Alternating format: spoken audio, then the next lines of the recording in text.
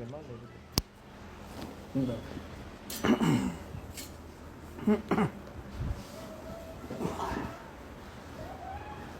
بالله من الشيطان الرجيم بسم الله الرحمن الرحيم الحمد لله رب العالمين جزا الله أن محمدا صلى الله عليه وسلم ما هو أهله اللهم ما أصبحنا لي من نعمة أو بأحد من خلفك ومنك وحدك لا شريك لك فلك الحمد لك الشكر.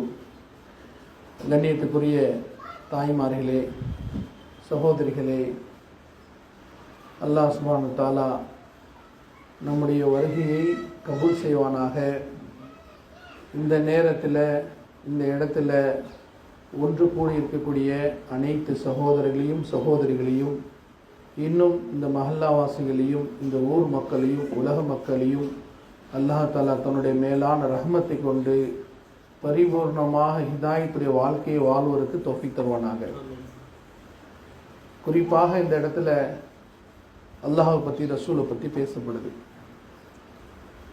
நம்ம இரவு நேரங்களில் வானத்தில் நட்சத்திர கூட்டங்கள் மின்னுது, நம்ம எல்லாம் பார்க்குறோம்.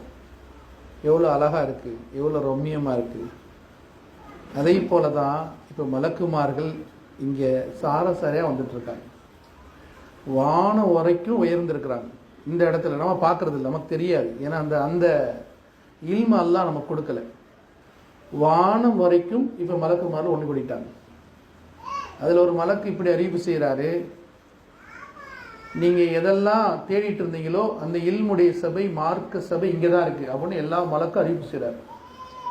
எல்லா மலக்களும் வந்துடுறாங்க. கொஞ்சம் யோசிச்சு பாருங்க, இந்த வீடு எவ்வளோ ரஹமத்தாக மூடப்பட்டிருக்கு. இந்த வீடு எவ்வளோ பாக்கியமான வீடு. இதே போல பாக்கியமாக வீடாக ஒவ்வொரு வீடு ஆகணும். நபி ஸல்லல்லாஹு அலைஹி வஸல்லம் அவங்க சமூகத்தை சீர்திருத்தம் செஞ்சாங்க, சமூக கட்டமைப்பை ஏற்படுத்தினாங்க. நபி ஸல்லல்லாஹு அலைஹி வஸல்லம் அவங்க தான் மட்டும் அமல் செஞ்சுட்டு இருந்தாங்க. அப்போ எல்லா மக்களும் அவங்கள பார்த்து என்ன சொன்னாங்க? சித்திக், உண்மையாளர், இவர் நல்ல மனுஷன், இவர் அல்லமீன் அப்படின்னு சொன்னாங்க. எப்போ சமூகத்தை சீர்திருத்தம் பண்ணாங்க? சமூக சீர்திருத்தம் என்னது? பொய் பேசக்கூடாது, உண்மையை தான் பேசணும், பெற்றோரை கண்ணியப்படுத்தணும், உறவுகளை நேசிக்கணும். இப்படியாக சில விஷயங்களை எப்போ நபி ஸல்லல்லாஹு அலைஹி வஸல்லம் அக்கறையோடு இந்த மாதிரி கட்டுப்பாடான வாழ்க்கைக்குள்ள இணைச்சாங்களோ, அப்போ என்ன சொல்லிட்டாங்க அவங்கள? இவர் பொய் சொல்றாரு, இவர் சூனியக்காரரு, இவர் அப்படி இப்படி அப்படின்னு நேர் மாற்றமாக சொல்லிட்டாங்க. இன்னைக்கு நாம் ஒரு பெரிய ஏமாற்றத்தில் இருக்கிறோம். என்ன ஏமாற்றம் தெரியுமா? மாஷா நான் நோன்பு வச்சுட்டேங்க, நான் தொழுகிறேங்க, என் மேலே முடிஞ்சுங்க, நான் வாழ்ந்துட்டுறேங்க அப்படின்னு நினச்சிட்டோம்.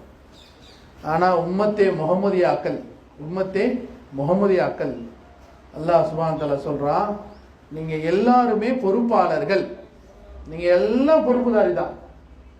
கணவன் மனைவிக்கு பொறுப்புதாரி, மனைவி கணவனுக்கு பொறுப்புதாரி. இரண்டு நபர்கள் சேர்ந்து அந்த குடும்பத்தில் பிள்ளைகளுக்கு பொறுப்புதாரி. இந்த ஒரு குடும்பம் பக்கத்து வீட்டுக்கு பொறுப்புதாரி, அந்த வீடு அடுத்த வீட்டுக்கு பொறுப்புதாரி. இதே போல மஹல்லால இருக்க ஒவ்வொரு முஸ்லீம்களும் அனைவருமே பொறுப்புதாரிகள். இன்னும் சொல்ல போனா முழு உலகத்தில் இருக்க ஒவ்வொரு முஸ்லீமும் ஒரு முஸ்லீமுக்கும் பொறுப்புதாரி. அதில் நாயகம் ரசூலுல்லாஹி ஸல்லல்லாஹு அலைஹி வஸல்லம் அவர்கள் ஒவ்வொரு வீடையும் அந்த மாதிரி ஆக்கணும்னு பெரிய முயற்சி பண்ணாங்க, பெரிய முயற்சி. அதில் ஒரு முயற்சி தான் இப்போ நடந்துட்டு இருக்கு. இப்போ நாங்களும் நீங்களும் ஒரு உரையாடல் நடக்குது, ஒரு தீனுடைய பரிணாமம் நடக்குது அப்படின்னு சொன்னால் இதுவும் அதுதான். நபி ஸல்லல்லாஹு அலைஹி வஸல்லம் ஒவ்வொரு வாரமும் செவ்வாய்க்கிழமை என்ன செய்வாங்க? பெண்கள்லாம் வந்துருவாங்க, நபி ஸல்லல்லாஹு பேசுவாங்க, தீனை எத்தி வைப்பாங்க. தீனை எத்தி வைக்கணும். மாஷா அல்லாஹ், இன்னைக்கு அந்த எத்தி வைப்பது குறைந்த காரணத்தினால தான் பிரச்சனையும் கூடி போச்சு. கொஞ்சம் யோசிச்சு பாருங்க, நாம் எப்படியாக வாழ்கிறோம் அப்படின்னு சொன்னால், காலையில் எந்திரிச்சிட்டோம், மாஷா அல்லாஹ், ஒரு டீ சாப்பிடுவோம், ஒரு பிஸ்கட் சாப்பிடுவோம். நிதர்சனமான உண்மையை தான் மக்களுக்கு புரியும். பெரிய பெரிய பயம்லாம் நீங்கள் நிறைய யூடியூப்பில் கேட்குறீங்க பாருங்க. யூடியூப்பில் ஆன்லைனில் கேட்குறதெல்லாம் ஷரியத் இல்லை, அதை விளங்கணும். இன்னைக்கு ஆன்லைன் மோகம், இன்னைக்கு ஆன்லைனுடைய மோகம் நிறைய போச்சு. ஒருத்தர் சொல்கிறாரு, யாருக்குமே எந்த பிரச்சனை தராம வந்தா போதுங்க, அல்லாஹ் எல்லாத்தையும் பார்த்துக்கிறேன்ற. இதை பார்த்து ஒரு கூட்டம் இதை பார்த்துட்டு சரின்னு ஒரு கூட்டம் வாழ்ந்துட்டு இருக்கு. நீங்க யாருக்கு தர தேவையில்லைங்க, நீங்க யாருக்கு எந்த பிரச்சனை பண்ணாம இருந்தா போதும், அல்லாஹ் எல்லாத்தையும் மன்னிச்சிருவோம் அப்படின்னு சொல்றாரு. அஜித் யூடியூப்ல சொல்லிட்டாரு, பயம் கேட்டேன்னு சொல்லி என்னங்க யாருக்கு எந்த பிரச்சனையும் இருக்காங்க. ஆனா பிரச்சனையோட மனுஷன் இருக்கிற அவனுக்கு பிரச்சனையை ஆறுதல் சொல்றது முஸ்லீமுடைய பொறுப்பு. என்னங்க பிரச்சனை அப்படின்னா, நபிசுல்லாஸ் எந்த அளவுக்கு சொல்லிட்டாங்கன்னா, உங்க வீட்டுல ஒரு இறைச்சி ஒரு குழம்பு வச்சீங்க, ஒரு சால்னா வச்சீங்க அப்படின்னா பக்கத்திற்காக கொடுக்கணும். இது இஸ்லாம் சொல்லுது. இதே போல பெரிய பொறுப்பு என்னன்னு சொன்னா, நம்முடைய குழந்தைகளை, நம்முடைய குறிப்பாக நம்ம வீட்டுக்குள்ள பெண் குழந்தைகளை, ஆண் குழந்தைகளை முழு ஷரியத்தோட வளர்க்கிறது நம்ம பொறுப்பு. நமக்கு இயற்கையாகவே அனைவருடன் பேசி பழகி சமூகத்தோட இருந்து நாம் ஒரு விஷயத்தை உள்வாங்கிட்டோம். என்ன விஷயம்னு சொன்னா, பாருங்க, நான் படிச்சு பெரிய ஆள் ஆகணும், நான் படிச்சு நிறைய சம்பாதிக்கணும், படிச்சாதான் சம்பாதிக்க முடியும், அப்படியாக நம்ம ஒரு பெரிய விஷயத்தை உள்ள இறக்கிட்டோம். இஸ்லாம் அதுக்கு தடையே இல்லை. இஸ்லாம் அதுக்கு தடையே இல்லை. நல்லா படிக்கலாம், எவ்வளவு வேணாலும் படிக்கலாம், எவ்வளவு பெரிய விஷயம், எவ்வளவு படிப்பு இருக்கு அத்தனை பேரும் படிக்கலாம். ஆனா இஸ்லாம் சொல்லுது, அதை தீனோட இணைச்சுக்கப்பா. இவ்வளவு தீன்ல குறையில்லாம படிப்பான், தீன்ல குறையில்லாம படி. உதாரணமாக இன்னைக்கு உலக கல்வி கற்றுக் கொடுக்கப்படுது. ஏறத்தாழ ஒரு நாளைக்கு எவ்வளவு நேரம் கத்துக்கிறாங்க கொஞ்சம் யோசிச்சு பாருங்களேன். காலையில எங்க வீட்டுல மற்ற வீட்டுல இல்லை, எங்க வீட்டுல எல்லா வீட்லயும் எந்திரிச்சோடே புக்கு தான். அந்த குழந்தைக்கு நம்ம முதலாக சரியா சொல்லக்கூடிய விஷயம், ஒரு குழந்தைக்கு 7 வயசு ஆயிடுச்சா அந்த குழந்தைய தொலை சொல்லி ஏம வேண்டும். 10 வயசு ஆச்சா அந்த குழந்தைய அடிச்சு தொலை வைக்கணும். சரியத்தை எப்பயும் குழந்தை அடிக்க சொல்ல, எப்ப சொல்லுது, தொழுகை விட்டு அடிக்க சொல்லுது. கண்மணி நாயம் ரசூலுல்லாஹி ஸல்லல்லாஹு அலைஹி வஸல்லம் அவர்கள் போல உம்மத்தை நேசிக்கக்கூடியவர்கள் யாருமே இல்லைங்க.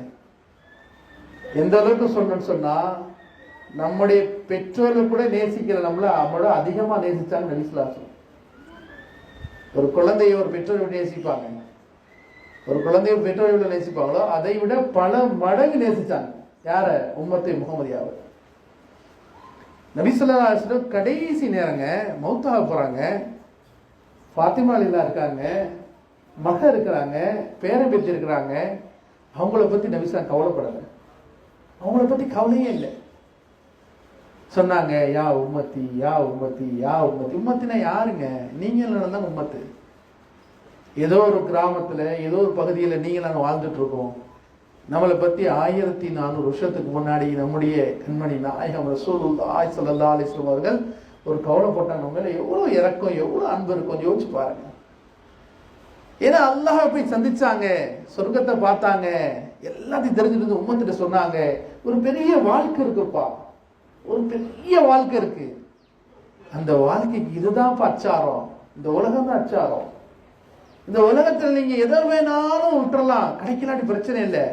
ஆனா மவுத்து நேரத்துல ஈமான பாதுகாக்கணும் தம்பி, மவுத்து நேரத்துல ஈமான பாதுகாக்கணும் வாப்பா. அப்படி யாரு? நபிசா சொன்னாங்க. ஒவ்வொரு பெண்ணையும் பத்தி கவலைப்படுவாங்க, ஒரு குழந்தைய பத்தி கவலைப்படுவாங்க, சின்ன குழந்தைய பத்தி கவலைப்படுவாங்க, வயசானவங்க பத்தி கவலைப்படுவாங்க, ஒருத்தர் சுப தொழில கவலைப்படுவாங்க. உமர் இல்ல கேட்கிறாங்க, என்ன சுலைமான் இன்னைக்கு ஏன் தொழுது வரல? இரவு ஃபுல்லா வணங்குறாரு, அவர் ஊர் சுத்தல. அப்புறம் நீங்க வெளியே போனாரா? நம்ம பகுதியில் நம்ம வீடு நடக்குது, என்னங்க ஆச்சு? மாஷா அல்லா, ஃப்ரெண்ட்ஸ் வந்தாங்க, பசங்க போயிட்டாங்க, நைட்டு 1 மணி 2 மணிக்கு வந்தாங்க. இது நம்முடைய பழக்கங்கள். ஆனா அங்க அப்படி இல்லை, இரவு ஃபுல்லா நின்று வணங்கியிருக்காரு. அம்மா சொல்றாங்க, பையன் இரவு ஃபுல்லா நின்று வணங்கினா வாப்பா. உமர்ல போய் கேட்கிறாரு, ஏன் இன்னைக்கு வரல சுலைமான் கேட்கிறாங்க. தாய் சொல்றாங்க, ஊர் சுத்திட்டு போயிட்டாரு, வெளியூர் போயிட்டாரு. அப்படி சொல்லல, என்ன சொன்னாங்க? இரவு ஃபுல்லா தொழுதார், இரவு ஃபுல்லா குர்ஆன் ஓதினார், இரவு ஃபுல்லா திக்ர்ல இருந்தார். அதனால கொஞ்சம் நேரத்தில் அசந்து விட்டார், தொழுது தூங்கிட்டார், தொழுது தூங்கிட்டார். சொன்னாங்க, இதெல்லாம் விட சிறந்தது ஃபஜ்ருடைய 2 ரக்காத். இது யாருக்கு கொடுக்கணும்? இது யாருக்கு பொறுப்பு அப்படின்னா பெற்றோருடைய பொறுப்பு தான். அதுக்கு தான் தினசரி வீட்டில் ஹதீஸ் கிதாப் படிக்கணும். இன்னைக்கு பெரும்பாலான இடங்கள்ல அல்லாஹ்னா யாரும் தெரியல, ரசூல்லா யாரும் தெரியல, ஈமானுடைய கடமை என்னன்னு தெரியல, ஈமானுடைய ஃபர்ல் என்னன்னு தெரியல, குளிப்புடைய சட்டம் தெரியல, குளிப்புடைய சட்டம் தெரியல. ஒரு இடத்துக்கு போனாங்க, ஒரு சில இடங்கள்ல போனாங்க. என்னங்க, ஒரு அஜத் இருந்தாரு, அஜத்துல கொஞ்சம் தண்ணி கொடுத்தாங்க, ஓதி பார்த்துட்டு வாங்க, ஓதி பார்த்துட்டு வந்தாங்க, குடிச்சுக்கிட்டாங்க.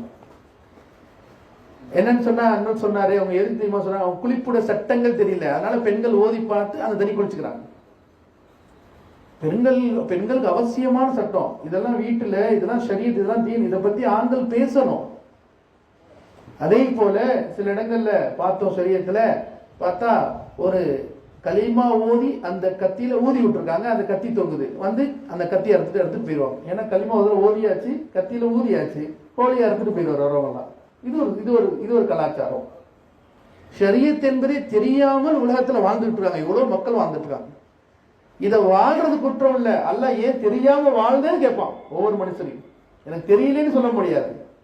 எந்த வியாபாரியும் எந்த குழந்தையும் எந்த தகப்பனோ தன்னுடைய குழந்தைக்கு எல்லாத்தையும் சொல்லிக் கொடுத்து வளர்க்குறாங்க. ஆக மிகப்பெரிய பொறுப்பு என்னன்னா, அந்த குழந்தைக்கு ஷரியத்தை சொல்லிக் கொடுக்கணும். ஷரியத்துனா என்ன, அல்லாஹ்னா யாரு,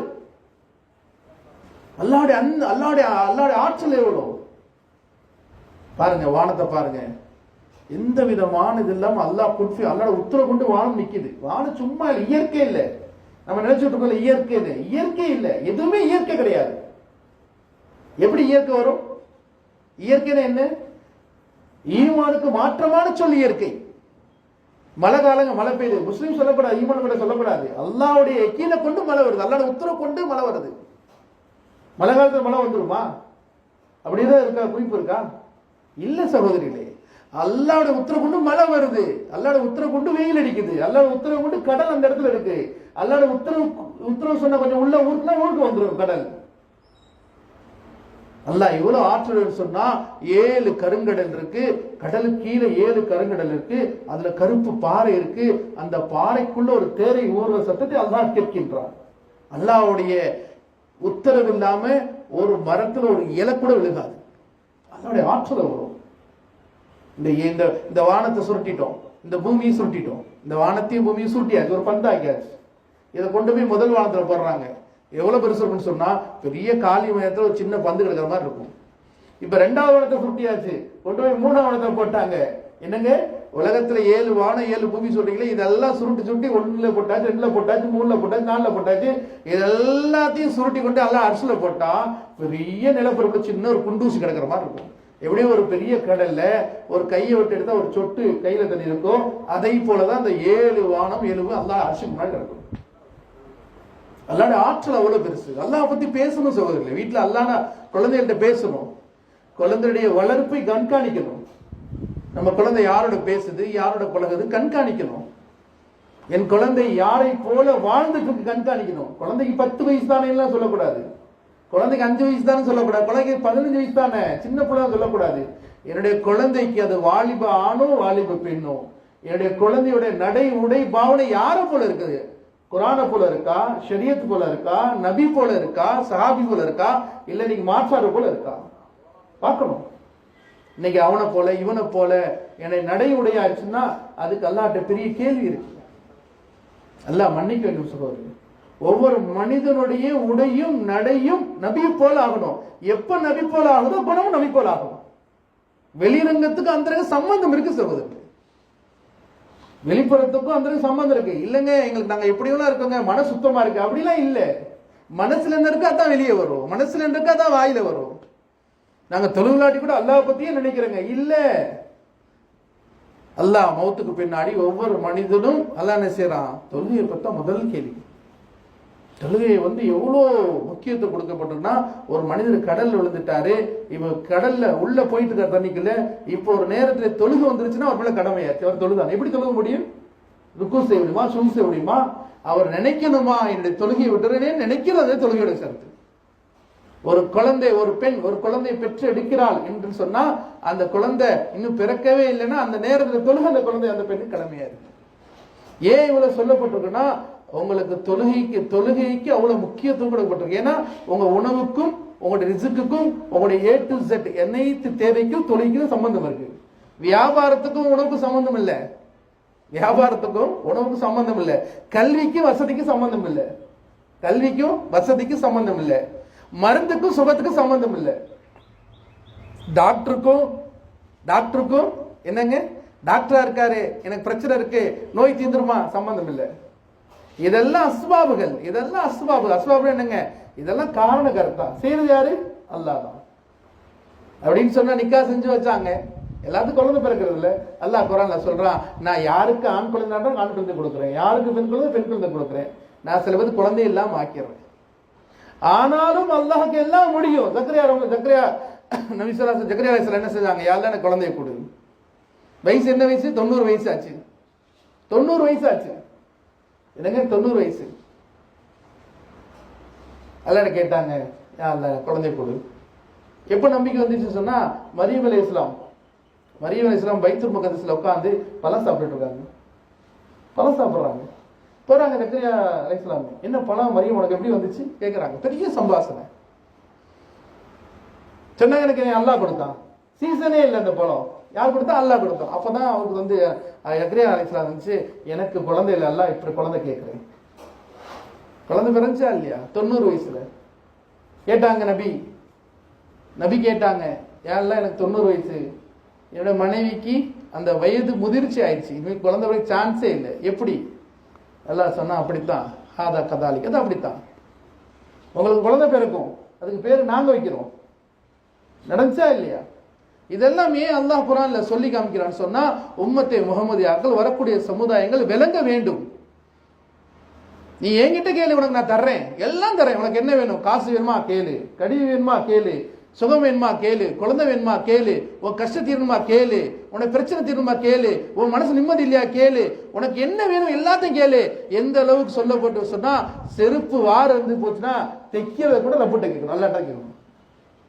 அதனால தான் போவோம். இன்னைக்கு காபத்துல்லாக்கு, இன்னைக்கு மதினாக்கு போறாங்க, நபிசுல்லாஸ் இருக்கிறாங்க, மசார் ஷெரீஃப் இருக்கு, என்னங்க போய் கையை தூக்குனா போலீஸ் அடிக்கிறான். அங்க கேட்காது, அல்லாட்ட கேளு போ.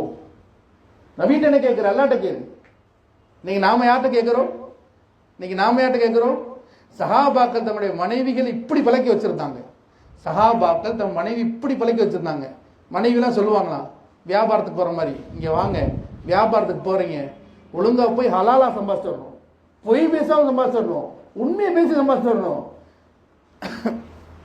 எந்த அளவு சொன்னாங்க சொன்னா, என்னங்க, எந்த விதமான ஃபித்னா செய்யாம சம்பாதிச்சிடணும், அடுத்த மனசு நோகாம சம்பாதிச்சிடணும்.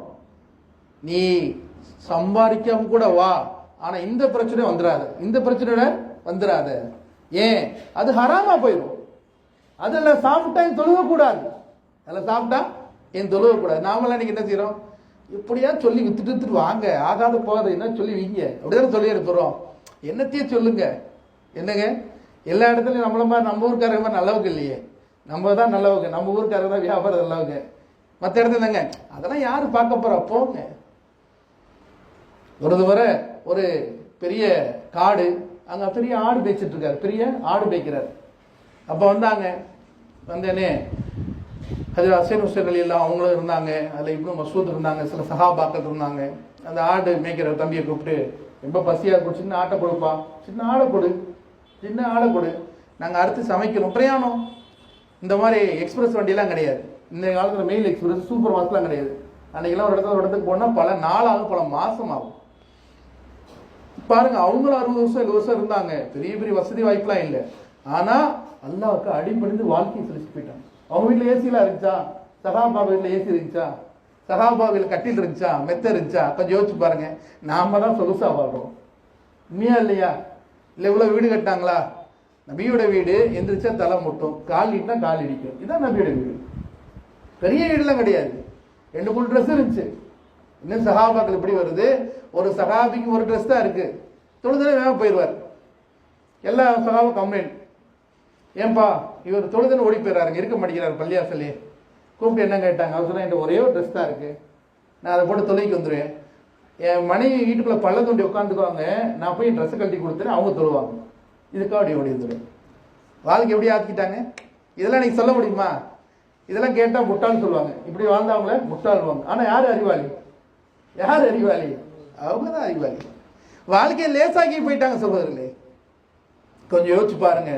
15 வயசு 20 வயசுக்கு ஒன்றுமே தெரியாது, வாழ்ந்துட்டோம், முடிஞ்சு போச்சு. அங்கிட்டு வயசாகி போயிடுச்சு, 50 வயசுக்குள்ள நம்மளே முடிவு பண்ணுவோம் கிழவன் ஆகிட்டோன்னு. ஓரமாக உட்கார வச்சுருவாங்க. பேரை சொல்லுவார், அண்ணா சும்மா தொலைத்தாலும் பேசாது அண்ணா, எவன் பார்த்தாலும் பேசிட்டு இருக்கிறாத உட்காராதான்ருவார்.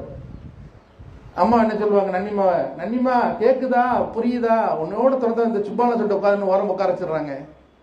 என்னங்க ஆச்சு? கிட்டத்தட்ட பாதி வருஷம் தூக்கத்தில் போயிடும். ஒரு மனுஷன் 60 வருஷம் வாழ்ந்தாலும் 30 வருஷம் தூங்கிடுறான். 8 மணி நேரம் தூங்குறோம், நல்லா புரட்டை விட்டு வாயில் சொல்ல விட்டு எவ்வளோ தூங்குறோம்? 10 மணி நேரம் தூங்குறோம். ஒரு காலம் இருந்துச்சு, நல்லா களி சாப்பிட்டாங்க, கேப்ப களி சாப்பிட்டாங்க, கம்மங்கூழ் குடிச்சாங்க, நல்லா இருந்துச்சு உடம்பு. இப்போ எல்லாம் என்னங்க, இட்லி தோசை புசு புசுன்னு இருக்காங்க, புசு இட்லி மாதிரி. அது உடம்பு புசு சத்து இருக்கா? ஒன்றும் இல்லை. ஆனால் அந்த மக்கள் எதையுமே சாப்பிடவில்லை சகோதரர்களே. ஆனால் ஈமானுடைய சத்து இருந்துச்சு, ஈமானுடைய தாக்கத்து இருந்துச்சு, ஈமானுடைய ஆற்றல் இருந்துச்சு. பசி ஒண்ணுமே இல்லை. யோசிச்சு பாருங்க, வயிறு இந்த வயிறு ஒட்டிரும், பின்னாடி முதுகோட வயிறு ஒட்டிரும். ஒரு கல்லை வச்சு கட்டுவாங்க. பசி ஏன் கல்லை கட்டினாங்கன்னா கூண் விழுந்துரும், நிக்காது, உடம்பு நிக்காது, கீழே விழுந்துரும். அது விழுகாம இருக்கிறதுக்கு இப்படி கட்டுறாங்க, நிக்கிறதுக்காக கல் கட்டினாங்க. இப்ப போர் செஞ்சாங்க, இப்ப படிச்சாங்க, இப்ப தொழுதாங்க. பல நாடுகள்ல ஷரியத்தை பின்பற்றக்கூடிய மக்கள் இப்படி இருந்தாங்க. ஐரோப்பா யூனியன் பிரதேசங்கள்ல, ஐரோப்பா கண்டங்கள்ல, ரஷ்யால பல நாடு பல வருஷத்துக்கு முன்னாடி பெரிய கபிர்ஸ்தான் இருக்கு. அங்க குரான்லாம் வைக்க முடியாது, அங்க குரான்லாம் யாரும் ஓதக்கூடாது, குரான்லாம் அந்த நாட்டில் கிடையாது. குரானை எங்க ஈமான் கொண்டவர்கள் ஒழிச்சு வைப்பாங்கன்னு சொன்னா, அந்த செருப்பு ஸ்டாண்ட்ல போய் குரான் ஒழிச்சு வைப்பாங்க. எங்க ஒழிச்சு வைப்பாங்க? செருப்பு வைக்கிறத குரான் சொல்லுவாங்க. போலீஸ் இதுல இருந்து பார்ப்பாங்க, எங்கெல்லாம் இருக்கு, என்ன இருக்கு, எங்க குரான் இருக்கு, குரான்லாம் எங்க இருக்க தேடிட்டு அங்க விட்டு போயிடும், அங்க எடுத்து ஓதுவாங்க. சில நாடுகள்ல சொல்லுவாங்க, நாங்க குரானை மனப்பாடம் பண்ணிருக்கோம், குரானை கண்ணில் பார்த்தது. எப்படிங்க வாய்ப்பு? குரானை பார்த்ததே இல்லை, ஆனா குரானை மனப்பாடம் பண்ணிருக்கு, குரான் ஓதுறது, குரான் எப்படி இருக்குன்னு கேட்டாங்க. ஏன்னா அந்த பகுதியில் தடை. எப்படி கத்துக்கிட்டீங்க சொல்லும் போது அவங்க சொல்லுவாங்க, எங்க ஊர்ல கபிர்ஸ்தான் இருக்கு, கபிர்ஸ்தான்ல குழி தோண்டி வச்சிருவோம், அதுல மேல துணி போட்டுருவோம், ஆசிரியர் உள்ள உட்காந்துக்குவார், மாணவர் படிப்பார். இந்த மாதிரி நாங்க குரானை கத்துக்கிட்டோம், இந்த மாதிரி நாங்க குரானை கற்றுக்கொள்றோம். குரான் பார்த்தது இல்லை, எனக்கு எனக்கு கிடைச்ச ஒரு குரானை கொடுங்க, எனக்கு குரானை பார்க்கணும். ஆனா குரான் முழுசா ஓதுறது. இன்னைக்கு நமக்கு சூறா பாத்தி ஓத தெரியல. வயசு 70 வயசு ஆயிடுச்சு, எல்லாம் மன்னிக்கணும். எனக்கு 60 வயசு ஆயிடுச்சு, நான் குரான் ஓத தெரியல.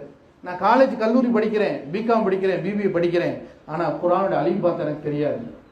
என் மகள் எம்காம் படிக்கிறாங்க, எம்டெக் படிக்கிறாங்க, பிஹெச்டி முடிச்சிட்டாங்க, டாக்டரேட் பண்ணிட்டாங்க. she is now well educated in the society, but I don't know Quran.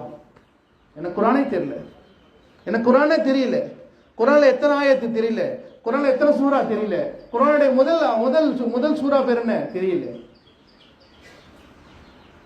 என்னுடைய பொறுப்பை உணர வேண்டும் சகோதரர். அதுக்கு தான் இந்த பேச்சுகள். ஒவ்வொரு ஆணும் உணரணும், ஒவ்வொரு பெண்ணும் உணரணும். ஒவ்வொரு ஆணும் பொறுப்புதாரி, ஒவ்வொரு பெண்ணும் பொறுப்புதாரி. என்னுடைய வீடுகள்ல நான் இப்படியாக முறைப்படுத்த வேண்டும், முறைப்படுத்துவோம் இன்ஷா அல்லாஹ். பாருங்க, இப்ப சொல்றாங்க, சில வீடுகள் நாங்க போயிருந்தோம், அவங்க வீட்டுல ஒரு அட்டவணை தொங்க விட்டுருந்தாங்க. கேட்கக்கூடிய பெண்கள் இதை போய் உங்க வீட்டுல இன்னைக்கு முசாக்கரா செய்யுங்க. முசாக்கரா உங்க கணவர்கிட்ட பேசுங்க, உங்க கணவர்கிட்ட பேசுங்க, வீட்டுல குழந்தைகளை உட்காரச்சு பேசுங்க. ஏதோ கேட்டோம் ஏதோ போயிட்டோம் அப்படின்லாம் இல்லை. அவங்க வீட்டுல டைம் டேபிள் இருந்தாங்க. காலையில எந்திரிக்கிற நேரம் 4 மணி, காலையில எந்திரிக்கிற நேரம் 4 மணி. யார் டீ போட்டு தரட்டும், தகச்சத்து தொலைக்கு ஒரு குழந்தை பேர். அந்த குழந்தைக்கு என்ன வயசுங்க? 8 வயசு குழந்தை, 3வது 4வது படிக்குது. அந்த குழந்தை டீ போட்டு தரணும், அந்த குழந்தை டீ போட சொல்லி கொடுத்துருவோம். பொம்பளை பிள்ளை அழகா போடுது, மாஷா அல்லாஹ். அத்தா வெளிப்படுறது, அம்மாளுக்கு அந்த குழந்தை பொறுப்பு. எத்தனை மணிக்கு? காலை அதிகாலை 4 மணிக்கு. மாஷா அல்லாஹ் ஒளி செஞ்சு முசல்லால இருந்து டீ போட்டு அத்தா வெளிப்பட்டு தஹஜ்ஜுத் தொலை வைக்கணும். இவங்க பொறுப்பு ஒரு நாளைக்கு. அடுத்த நாள் அம்மா பொறுப்பு, அடுத்த நாள் அத்தா பொறுப்பு. டீ அத்தா போடுவாரு, அடுத்த நாள் அம்மாவும் போடுவாங்க. நீங்க நம்மளாம் வீட்டில் டீயே போடுறதில்ல. அத்தா என்னங்க, நான் எவ்வளவு பெரிய ஆளு, டீ போட மாட்டேங்கிறேன், என்ன நீ என்ன அப்படி சொல்றோம்? என்னங்க, டீ போடணும். நபி ஸல்லல்லாஹு அலைஹி வஸல்லம் அவங்க மனைவி அம்மா ஆயிஷா ரலியல்லாஹு சமையல் செய்வாங்க. விறகு தானே, விறகு இருக்கும். நபி ஸல்லல்லாஹு அலைஹி வஸல்லம் போய் காட்டில் போய் விறகு பொறிட்டு கொடுப்பாங்க, பாத்திரங்களை கொடுப்பாங்க. வீட்டை பெருக்கும் போது அவங்களும் பெருக்குவாங்க. நம்ம என்ன செஞ்சுட்டோம், அப்படியே உள்ட்டா ஆகிட்டோம். மனைவி தான் எல்லாம் செய்யணும், நம்ம செய்யறது இல்லைன்னு. பயானுக்கு வந்த அஜர் சொல்லிட்டு போயிட்டாரியா, ஒழுங்கா நடந்து வீட்டை கூட்டுங்க அப்படி சொல்லக்கூடாது. என்னங்க, மாஷா அல்லாஹ். ஆண்கள் என்ன செய்வாங்க, நிர்வாகத்தை வெளியில இருந்து சம்பாரிச்சு கொண்டு வந்து கொடுப்பது அவங்க பொறுப்பு. வீட்டுக்குள்ள அதை நிலைநாட்டுறது பெண்களுடைய பொறுப்பு. உதவி செஞ்சாங்க, கட்டளை கிடையாது. அந்த மாதிரி நாம நடந்துக்கிட்டோம் அப்படின்னு அவங்களும் செய்வாங்க. ஆண்கள்கிட்ட மனசு வேண்டாம், அவங்களும் செய்வாங்க. ரெண்டாவது பாருங்க, ஃபஜ்ர் தொழுகை இத்தனை மணி, ஃபஜ்ர் தொழுகை இத்தனை மணி. ஃபஜ்ர் தொழுகை வீட்டில் தாலி படிக்கணும், ஹதீஸ் கித்தாப் படிக்கணும், காமன் ஹதீஸ் கித்தாப். ஒரு நாளைக்கு ஒரு ஆயத்தை மனப்பாடம் பண்ணணும். எழுதி போட்டிருக்கு, வீட்டில் போடலை. ஒரு நாளைக்கு 3 பேரும் ஒரு ஆயத்தை மனப்பாடம் பண்ணணும். மாஷா அல்லாஹ். அதுக்கு பிறகு தொழுகைக்கு ஆண் பள்ளியாசு போயிடுவார், பெண்ணும் அந்த குழந்தையும் வீட்டில் தொழுவாங்க. தொழுது முடிச்சு இஷ்ராக் வரைக்கும் குரான் ஓதணும், இஷ்ராக்கு தொழுகணும். தொழுத பின்னாடி சுய தேவை பூர்த்தி பண்ணக்கூடிய நேரம். ஸ்கூலுக்கு போகிறவங்க குளிச்சு சாப்பிட்டு ஸ்கூலுக்கு போகலாம். அதுக்கப்புறம் காலையில் வேலைக்கு போகிற வேலைக்கு போகலாம். 10 மணிக்கு மேலே அந்த வீட்டில் குரானுடைய சத்தம். என்னங்க சத்தம்? அக்கம் பக்கத்தில் 2-3 பேர்த்துக்கு குரானை தெரியல, அந்த மாதிரி குரான் தெரியுது, வாங்க எங்கள் வீட்டை சொல்லித்தரேன், அந்த மாதிரி சொல்லித்தராங்க. மாஷா அல்லாஹ். 12 மணி வரைக்கும் இந்த கிளாஸ் நடக்குது. எத்தனை பேர் வராங்க? 4-5 பேர் வராங்க, நாளையும் சொல்லித்தராங்க. 12 மணிக்கு மேலே அவங்க போயிடுறாங்க. மாஷா அல்லாஹ். வீட்டுக்கு கணவர் வர்றதுக்கு சாப்பாடு தயார் பண்ணுறாங்க. பிறகு லுகர் நேரம், ஹைலுல்லா தூக்கம். எவ்வளோங்க? அரை மணி நேரம் ஹைலுல்லா தூக்கம். பிறகு லுகர் தொழுகை, பிறகு சாப்பாடு, பிறகு தூக்கம், பிறகு குரானுடைய மதரசாக்கள், அடுத்த மதரசாக்கள், பிறகு அசர் தொழுகை. அசர் திக்ர் நடக்குது. கிட்டத்தட்ட 3ஆம் கலிமா என்னென்ன திக்கர்கள் இன்னைக்கு சொல்லப்படுது. இன்னைக்கு குறைஞ்சபட்சம் என்னங்க, ஒரு 3ஆம் கலிமா 100 தடவையாவது ஓதணும். இது ஆக குறைஞ்ச கம்மியான லேங்குவேஜ். நபி மேல குறைஞ்சபட்சம் 100 தடவையாவது சலாத் சொல்லணும். யோசிச்சு பாருங்க, சலாத் சொல்றோமா? சலாத் ரொம்ப குறைஞ்சி போச்சு. அதே போல் அல்லாஹ்ட்ட பாவம் நிற்கணும், யா அல்லாஹ் என்னை மன்னிச்சிரு மன்னிச்சிரு மன்னிச்சிரு. எல்லாம் தலையிலேருந்து கால் வரைக்கும் எல்லாமே மாற்றம் தான் செய்கிறோம். என்ன செய்யறது? அல்லாஹ்ட்ட மன்னிப்பு கேட்கறது. இதில் கொஞ்சம் நேரம். அதுக்கப்புறம் என்னங்க, ஸ்நாக்ஸ் டைம் போட்டிருக்காங்க. Snacks time 6 to 6:15. அதுக்கப்புறம் மக்ரிபுடைய தயாரிப்பு, துவா நேரம். மக்ரிப் முன்னாடி துவா. இதெல்லாம் வீட்டில் நடக்குது, பள்ளியாத்தில் இல்லை, வீட்டில் நடக்குது. பிறகு மக்ரிப் தொழுகை. மக்ரிப் தொழுகை சூரா வாக்கியா, சூரா தபாரக்கல். இது அதுக்கு பிறகு குழந்தைங்க ஸ்கூல் வந்துடுறாங்க, அவங்களுக்கு சின்ன பாடங்கள், உலக கல்வி பாடங்கள். அதை முடிஞ்ச இஷாக்கு பின்னாடி திரும்ப ஹதீஸ் கித்தாபுகள், திரும்பவும் என்னங்க ஷரியத்துற விஷயங்கள், முசாக்கராக்கள். ஒரு நாளைக்கு ஒரு சஹாபியுடைய வரலாறுகள் சொல்லித்தரப்படுது, ஒரு நபியோட வரலாறு சொல்லித்தரப்படுது, நபி தீனுக்கு எவ்வளவு தியாகங்கள் சொல்லித்தரப்படுது. அந்த குழந்தை சொல்றாங்க, நீ என்ன தியாகம் செய்வ தீனுக்கு? அந்த குழந்தை சொல்லுது, நானும் பெரிய பிள்ளையாரனே தீனுக்காக தியாகம் உங்களை உலகத்துக்கு போவேன். நீயத் மாஷா அல்லாஹ். இப்ப என்னங்க ஆச்சு? இரவு சாப்பாடு, உடனடியாக 10 மணி 9 வரைக்கும் தூக்கம். இரவு நின்று வணங்குறவங்க, எக்ஸ்ட்ரா வணங்குறவங்க அவங்க இஷ்டத்தை வணங்கிக்க வேண்டியதான். மாஷா அல்லாஹ். திரும்ப காலை அதே 4 மணி. கொஞ்சம் பாருங்க, இந்த மாதிரி வீடு எடுத்த வீடு சொர்க்கம் ஆகுமா ஆகாதா? இன்னைக்கு நினைச்சா சாப்பிட்றோம், நினைச்சா தூங்குறோம், 11 மணிக்கு வர்றோம், 12 மணிக்கு வர்றோம். என்னங்க ஆச்சு? சில இடங்கள் அந்த வீட்டில் கேட்டோம், உங்க சொந்தக்காரன் வந்தாங்க. எங்க சொந்தக்காரன் வந்தால் இதான் நிலைமை, இதுக்குள்ளதான் இருக்கணும். இந்த டயத்துக்கு மேலே வந்து நாங்கள் கட் பண்ணிடுவோம். என்னங்க தாலி படிக்கிறது, சொந்தக்காரன் வந்து என்ன செய்வீங்க கேட்டோம். அவங்களையும் தாலின்னு உட்கார வச்சிருவோம், அவங்களுக்கு சட்டத்தை சொல்லிக் கொடுப்போம், அவங்களுக்கு தீனை படிச்சு கொடுப்போம். படிச்சு குடிச்சிட்டு நல்ல நெய் போட்டு தோசை கொடுத்துருவோம். நல்ல கவனிச்சு இருந்தாலும் அவங்க சந்தோஷமா இருப்பாங்க. அவங்களையும் தூங்க வச்சுட்டு நைட்டு 4 எழுப்பி விட்டுருவோம். இன்னும் சொல்லுவோம், நாங்கள் 4 மணிக்கு எந்திரிப்போம், முடிஞ்சா நீங்க அனுமதி கொடுத்தா எழுப்புறோம், இல்லை தூங்குங்க. நாங்கள் தூங்க வந்து அவங்களும் எந்திரிச்சிருவாங்க. அந்த குழந்தை சொல்லுது, இந்த மாதிரி நடந்துச்சு. எங்க சொந்தக்காரங்க வந்துட்டு சொன்னாங்க, உங்க வீட்டில் நாங்கள் காலைல நீங்கள் 4 மணிக்கு தொழுகிறத பார்த்தோம், இப்போ நாங்கள் வீட்டில் சுபு தொழுக ஆரம்பிச்சிட்டோன்றாங்க. இதே போல வீடு ஆக வேண்டும் சகோதரி. எல்லாம் மன்னிக்கணும். இன்னைக்கு நம்முடைய வீடுகள் தங்கும் விடுதிகளாக ஆயிடுச்சு. உண்மையா இல்லையா? சாப்பிட்ற ஹோட்டல் ஆயிடுச்சு, சாப்பிட்ற ஹோட்டலாகவும் தங்குற விடுதியாக ஆயிடுச்சு. என்னங்க இன்னைக்கு பெரிய முசீபத்து செல்போன் தாங்க. இன்னைக்கு பெரிய முசீபத்து செல்போன் தான். 2வது சின்ன டிவி. முதல் திரை பெருசாக இருந்துச்சு, இப்போ சின்ன திரை. பெரிய திரையை வந்து பெருசாக போட்டு வீடுகளில் பொட்டிக்குள்ளே அமுக்கி வச்சுருந்தாங்க. இப்போ சின்ன திரை கையிலே வந்துருச்சு. இந்த 2 திரையும் தான் மனித நேரத்தை சாப்பிடுகின்றது, மனித நேரத்தை குடிச்சிருதுங்க. மனுஷன் மாஷா அல்லாஹ். இன்னைக்கு யஹூதியில் நஸ்ரானி பெரிய சூழ்ச்சிங்க. அது யஹூதியோட நஸ்ரானி பெரிய சூழ்ச்சி தான், அது வேற ஒன்றும் கிடையாது. நீங்கள் சைனாவில் போனீங்கன்னா அங்கே சின்ன பிள்ளைங்க கேம்லாம் கிடையாது. நீங்கள் போய் பாருங்க, செக் பண்ணி பாருங்க. பல இடங்களில், பல முன்னேறக்கூடிய நாடுகளில் இதெல்லாம் பேன் பண்ணி வச்சிருக்காங்க. நமக்கு என்னங்க, குரானை தொடர்றதில்லை, திக்ரு செய்யக்கூடாது, கையில் கொடுத்துட்றான். மாஷா நம்மளும் பார்த்து பார்த்து பார்த்து பார்த்து பார்த்து சில வீடுகளில் இதே நிலை பார்த்து அதே தூங்கிடுறான், களைச்சு போய் தூங்கிடுறான். இப்படிதான் தூக்கம் இருக்கும். என்னங்க ஆச்சு? சாப்பிட்டு கணவன் மனைவிட்டு பேசுறதில்ல, மனைவி கணவன்ட்டு பேசுறதில்ல. அவங்க சாப்பிட்டு அந்த ஒரு செல் எடுத்து கொண்டும் இவர் நோண்டுவார், மகன் அவர் நோண்டிட்டு இருப்பார். இப்படிதானே இருக்கு. மகன்கிட்ட தாய் பேசுறதுக்கு நேரம் இல்லை, தாய் மகன்கிட்ட பேசுறதுக்கு நேரம் இல்லை, கணவன் மனைவிக்கு பேசுற நேரம் இல்லை, சகோதரத்தை பேசுறேன் இல்லை. அல்லாஹ் மன்னிக்கட்டு சகோதரர்களே, இதெல்லாம் நம்ம வீட்டில் இல்லை, இதெல்லாம் நடக்கிறது நம்ம வீட்டில் இல்லை, யார் வீட்டிலே நடந்துட்டு இருக்கு. ஆக கண்ணியத்துக்குரிய சகோதரி தாய்மார்களே, இதை போல நம்ம வீடு ஆகக்கூடாது என்பதற்காக நினைவூட்டப்படுகிறது. இதெல்லாம் அல்லாஹ் நம்மளை விட்டு பாதுகாப்பானாக. நம்ம வீடுகளும் ஷரியத்துடைய வீடு ஆகணும், நம்ம வீடுகளும் தீன்தார் வீடு ஆகணும், நம்ம வீடு குர்ஆனை கற்றுக் கொடுக்கக்கூடிய வீடு ஆகணும். இதெல்லாம் யோசிச்சு பாருங்க. இந்த மாதிரி வீடு ஆயிடுச்சுன்னு சொன்னா நம்ம வீட்டில் சந்தோஷம் மட்டுமே இருக்கும், நிம்மதி மட்டுமே இருக்கும், ராகத்து மட்டுமே இருக்கும், அன்பு நிலையா இருக்கும். அல்லாஹ் அந்த வீட்டை கியாமத் வரைக்கும் கபூல் செய்வான். இந்த வீடு தீனுடைய ஒளி வீசக்கூடிய வீடாக அல்லாஹ் ஆக்குவான். இன்னும் இந்த வீட்டை கொண்டு முழு உலகத்துக்கும் எப்படிங்க தீனுடைய காரியங்கள் ஈடுபடக்கூடிய வீடு ஆக்குவான். குறிப்பாக இந்த வீட்டை போல மாஷா அல்லாஹ். இந்த அமல் பாருங்க மாஷா அல்லாஹ். அவங்க ஆசைகள், அவங்க துவாக்கள், என் வீடு தீனு கபூல் ஆகணும்னு நினைச்சிருப்பாங்க, துவா செஞ்சிருப்பாங்க. மாஷா அல்லாஹ் போன மாசம் தெரிஞ்சிருக்காது. மாஷா இந்த மாசம் பாருங்க மாஷா அல்லாஹ் அவங்களுடைய ஆசைகள் வெளிப்படுத்திருப்பாங்க. அல்லாஹ் கபூல் செஞ்சுட்டான். இதே போல வீடு ஆகணுங்க. நம்ம வீடுகளில் மதரசாக்களில் நடக்கிற அமல்களை போல வீடு ஆகணும். ஒவ்வொரு வீடும் பைத்துல் மர்கஸாக ஆகிடும். பைத்துல் மர்கஸான மர்கஸில் ஹிதாயத்துடைய அமல்கள் நடந்துட்டு இருக்கு. 24 மணி நேரம் இருக்குது. அங்கே திக்கர் துவால சில பேர் இருப்பாங்க, அங்கே அல்லாஹ்ட்ட அழுது கேட்டுட்டு இருப்பாங்க, அங்கே குர்ஆன் திலாவத்தில் இருப்பாங்க, அங்கே நபியுடைய விஷயங்கள் பேசப்படும், அங்கே குர்ஆனை கற்றுக் கொடுப்பாங்க, குர்ஆனை ஓதி கொண்டிருப்பாங்க. இதுதான் பைத்துல் மர்கஸுடைய அமல்கள். இந்த மாதிரி நம்ம வீடு ஆயிடணும். உலகத்தோடு இருப்போம், உலக ரீதியில் இருப்போம், உலக கல்வியோடு இருப்போம், ஆனால் மறுமைக்கு முக்கியத்துவம் கொடுத்து கொண்டு இருப்போம். இவர் தான் முஸ்லீம். உலகத்தை விடுறது இல்லைங்க, உலகத்தை விட்டு போயிடுறது இல்லை. உலகத்திலே இருப்பார், ஆனால் யக்கீன் அல்லாஹோட இருக்கும். உலகத்திலே இருப்பார், நம்பிக்கை அல்லாஹோட இருக்கும். உலகத்திலே இருப்பார், நபியுடைய சுன்னத்தை விடாம செய்வார். உலகத்தோட இருப்பார், அவர் ஷரியத்தோட இருப்பார். அவருடைய ஆடையில ஷரியத், அவருடைய பேச்சில ஷரியத், அவருடைய நினைப்புல ஷரியத், அவர் ரத்தத்துல ஷரியத். குறிப்பாக ஈமான் கொண்ட மக்கள் ஈமான்தாரியாக இருக்க வேண்டும் என்று சொன்னால், இன்னைக்கு நிதர்சனமான உண்மை, சத்தியமான நபியுடைய வாக்கு, ஒவ்வொரு குழந்தையும் மதரசாவோடு இணைக்க வேண்டும். ஒவ்வொரு பெண்களையும் மதரசாவோடு இணைக்க வேண்டும். ஒவ்வொரு ஆணும் பள்ளிவாசலோடு இணைய வேண்டும். ஒவ்வொரு பெண்களும் இதை போல தாலீம் நடக்கக்கூடிய வீடுகளையும் இணைய வேண்டும், மதரசாவில் இணையணும். எப்ப இணையுமோ அப்பொழுதுதான் அந்த குடும்பம், நபி ஸல்லல்லாஹு அலைஹி வஸல்லம் எதிர்பார்த்தது குடும்பம் நிச்சயமாக சத்தியமாக உருவாகும். இதற்காக தான் இன்னைக்கு பெரிய முயற்சி நம்ம நடக்குது. மதரசாக்கு வாங்கன்னு சொல்றது அதுக்கு தான், பிள்ளைகளை பள்ளிவாசலுக்கு மதரசாக்கு அனுப்புன்னு சொல்றது அதுக்கு தான். எந்த குழந்தைகள் ஒரு மதரசால இணைந்து விட்டதோ அந்த குழந்தை ஷரியத்தோடு இணைந்து விட்டது என்று அர்த்தம்.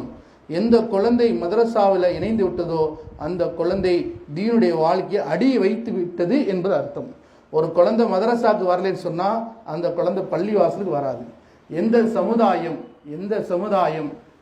சமுதாய மக்கள் குழந்தைகளை மதரசாவில் இணைக்கவில்லையோ அடுத்து வரக்கூடிய சமுதாயம் நிச்சயமாக தீன் அற்றவர்களாக உருவாகும். எந்த சமுதாய மக்கள் குழந்தையை மதரசாக்கு அனுப்பினார்களோ நிச்சயமாக சத்தியமாக அந்த குழந்தைகள் தீனுக்குள்ள அல்லாஹ் இருக்க வைப்பான். அதுக்கு தான் இன்னைக்கு ஷரியத் சொல்லப்பட்டு மதரசா முக்கியத்துவம் சொல்லி. ஆரம்ப காலங்களில் நம்முடைய பகுதியில் பெரிய பெரிய மகான்கள் வந்தாங்க. கொஞ்சம் யோசிச்சு பாருங்க, பள்ளிவாசல்ல மதரசா நடக்குன்னு யார் கண்டுபிடிச்சா அப்படின்னா நம்ம பகுதிக்கு பக்கத்தில் இருக்காங்க, கொழும்பு ஆலிம்சான்னு சொல்லுவோம். அவங்க காலத்தில் தான் அவங்க வந்து இங்கே இருந்து நம்ம பகுதியில் ஒவ்வொரு நேரத்துக்கு பின்னாடி பள்ளிவாசலில் குழந்தைகள் வரணும் அப்படின்னு சிஸ்டத்தை உருவாக்குறாங்க. மாஷா அல்லாஹ், இன்னைக்கு எவ்வளோ பெரிய வெற்றி கிடைச்சிருக்கு. இன்னைக்கு குரானில் இந்த மதரசா மூலமாக சில நன்மைகளில் நிறைய நன்மைகள் இருக்கு. அது ஒரு லிஸ்ட்லாம் போட முடியாது, அவ்வளோ நன்மைகள் இருக்கு. ஹலால் ஹராம 5 வயசு பேர் தெரிஞ்சிருக்கான். ஷரியத்தை ஒரு 10 வயசு பேர் தெரிஞ்சிருக்கான். யார்கிட்ட பேசணும் பேசக்கூடாது அப்படிங்கிற விஷயத்த ஒரு பெண் மதரசாவின் மூலமாக கற்றுக்கொண்டாங்க. ஒரு காலம் இருந்துச்சு, பக்கத்தில் இருக்கிற அங்கிள் வந்திருக்காரு, வாப்பா அம்மா வாமா, அவரும் அத்தான் வருதாமா, மாமா தாமா அப்படின்னு சொன்னவங்கெல்லாம் இன்னைக்கு என்ன ஆச்சுங்க, மாஷா அல்லாஹ் முழு ஷரியத்தோட பெண்கள் தன்னுடைய மகளை பாதுகாக்கக்கூடிய ஆனது ஷரியத்துடைய விஷயங்கள்ல இந்த மதரசா தான். அதனால கண்ணியத்துக்குரிய சகோதரி தாய்மார்களே, என்னுடைய பிள்ளைக்கு மதரசா கொடுக்குறது என்னுடைய பொறுப்பு என்பதாக தயவு செய்து விலகுங்க. நீங்கள் எவ்வளோக்கு எவ்வளோ உலக கல்விக்கு முக்கியம் கொடுக்கிறீர்களோ அதில் சரிசமமாக இந்த மார்க்கத்துக்கு கொஞ்சம் கொடுங்க என்பதாக சொல்கிறோம். உலகத்தை விட வேண்டாம், படிப்பை விட வேண்டாம், படிங்க, நல்லா படிங்க. நம்ம சமுதாயம் முன்னேற வேண்டும். என்னுடைய மகள் டாக்டர் ஆக வேண்டும், என்னுடைய மகள் வக்கீலாக வேண்டும், என்னுடைய மகன் சாஃப்ட்வேர் இன்ஜினியர் ஆக வேண்டும். ஆனால் ஷரியத்துடைய டாக்டர், ஷரியத்துடைய வக்கீல், ஷரியத்துடைய சயின்டிஸ்ட் ஆக வேண்டும். எத்தனையோ மனிதர்கள் இருக்காங்க, முன் உதாரணமாக இருக்கிறாங்க. போய் பாருங்க, முழு சுன்னத்தான தோட்டத்தோட வக்கீல் இருக்கார், முழு ஷரியத் ஆடையோட டாக்டர் இருக்கார், முழு ஷரியத் ஆடையோட விஞ்ஞானியா இருக்காரு.